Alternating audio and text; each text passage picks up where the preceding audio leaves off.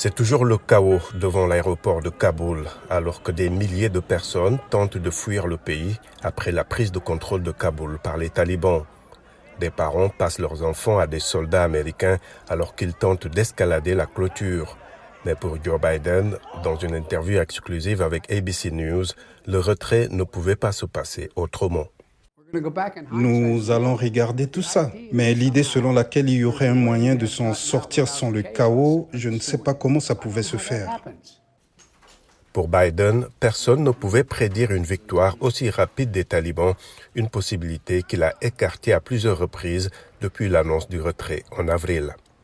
L'idée que les 300 000 soldats afghans que nous avions entraînés, équipés, allaient simplement s'effondrer et abandonner, je pense que personne ne l'avait anticipé. Aussi, la difficile évacuation des Américains et des partenaires afghans et la chute rapide de l'armée afghane ont semé le doute sur la politique étrangère de Biden. C'est un échec du leadership. C'est surtout un échec de la pensée et de la planification appropriée. En seulement quelques jours, la cote de popularité de Biden a chuté de 7 points, son plus bas niveau selon un sondage Reuters Ipsos. Le soutien du public américain à la fin de la guerre a également chuté.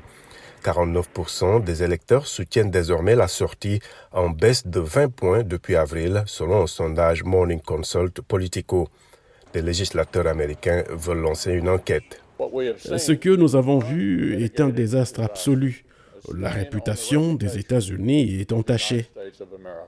Mais certains analystes estiment que les dégâts peuvent être réparés et que la décision de sortir est toujours la bonne. C'est l'effort de construction d'un État qui n'a pas fonctionné. Il était temps d'y mettre un terme malgré le coup porté à court terme à la crédibilité américaine. Dans l'immédiat, l'évacuation réussie des Américains et la gestion des réfugiés afghans sera la clé pour que Biden survive politiquement à la crise. Ensuite, faire en sorte que l'Afghanistan ne devienne pas un terreau des groupes terroristes et respecte certaines règles fondamentales des droits humains, y compris la façon dont il traite les femmes et les minorités. Les